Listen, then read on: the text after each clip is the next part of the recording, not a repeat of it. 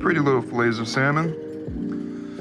So I think fish in general is something that people tend to be a little bit hesitant to cook because fish can be a little finicky, but I like to think otherwise. So I'm going to sear some salmon. I cast iron skillet. I used a good amount of oil, so now I'm going to salt the skin side first. I'm not going to put anything else on it because it's going to cook for a while on that skin, and I don't want any sort of like spices or anything like that to burn. So I got a good amount of oil in the pan. I'm going to lay this down evenly and press on the flesh firmly to make sure that skin makes full contact. Take this other fillet.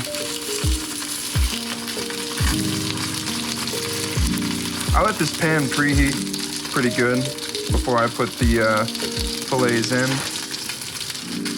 That way the pores of the metal can close, and so it's virtually non-stick now. But so I'm gonna set this here, press down. I'm gonna keep pressing down, because I want that skin to make full contact. Otherwise, you may get some bald spots in the sear, and they get a little sticky. You don't want that. I'm gonna serve this with some, this is some roasted zucchini and squash, and I have some rice over here. I'm just gonna slap it all together in a bowl, call it a day. So I'm just gonna keep, my stove right now is a little uneven, so I'm gonna keep tilting this back to make sure the oil gets all the way around. But it's been less than maybe a minute, and I'm actually just gonna grab a fork for this. And this skin should already be lifting off of the pan a little bit. Yeah, as you can see, I just take a little touch. Can still be a little delicate, and it's practically freed from the pan. These fillets are gonna cook probably about 75% on the skin side, and then we'll flip it and finish it on the other. But since that skin's a big insulator of heat, it takes longer to cook, or it takes longer for that heat to travel through the flesh, but we almost want that because that skin can get super nice and crisp, while the flesh in the middle and on the top can still stay really tender. We'll go ahead and give this one a check. Yeah, it's getting nice and browned. These fillets unfortunately suffered a little bit of mishandling in the supermarket whenever I bought them. So you see the flesh on that one's already tore. This one is a little bit.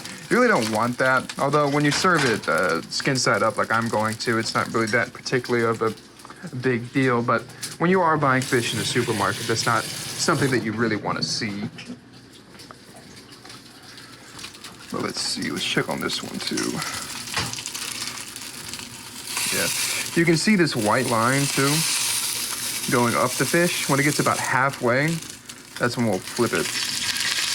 This one's getting pretty close. That flesh is getting nice and dark. Oh, took a little bit with me.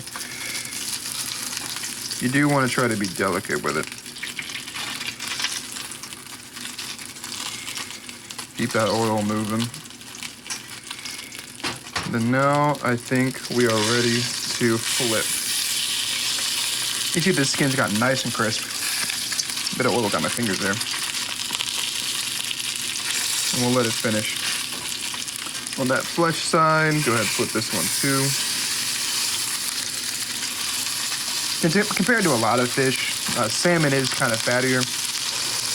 It is a little forgiving, but for something like a nice cod or like something trout, you do have to be a bit more careful.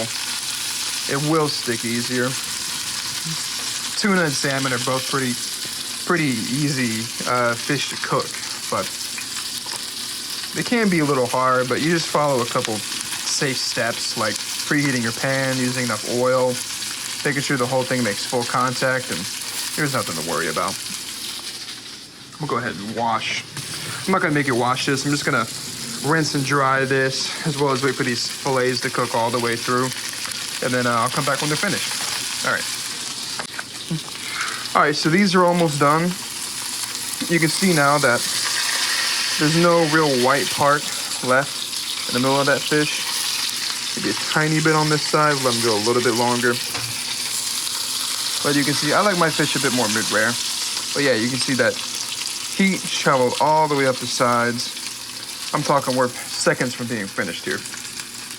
And you can see how the, go ahead and pinch it here. That bottom's gotten nice and brown too.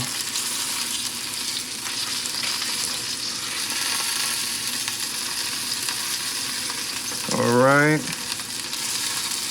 And there, that should be good. Pull that off. Let this one go a tiny bit longer.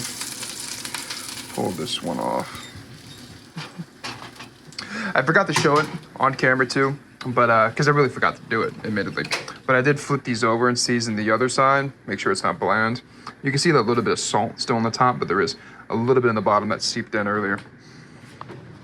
I'll be serving this in soy sauce too, so I'm not too worried about it being undersalted.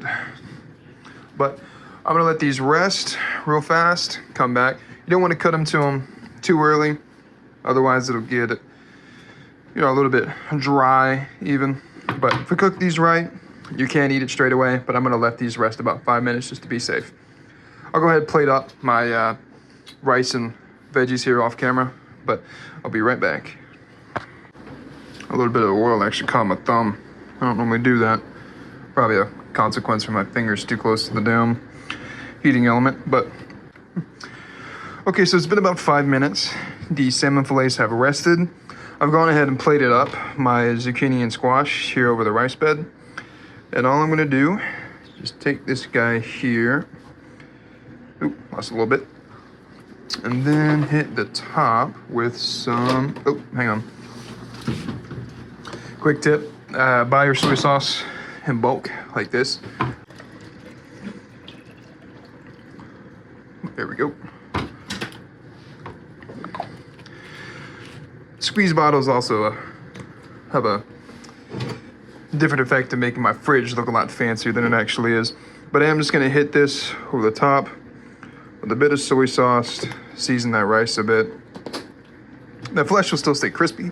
We work so hard to get it crisp. And as a final little addition, I'm going to add some furikake seaweed and sesame seasoning. There we go. You can also add a lot of different things like, excuse me, a balsamic glaze is great on salmon, especially with roasted vegetables. Different things like maybe, I don't know, even a barbecue sauce, a white wine, beurre sauce would be great. But that is it. I'm about to eat. It is currently 10 o'clock on a Sunday night and I am starving, but thank you for watching.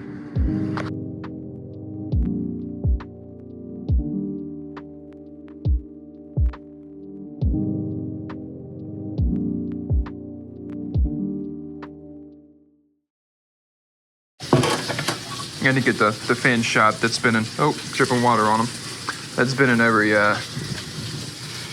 video so far. He's always been somewhere.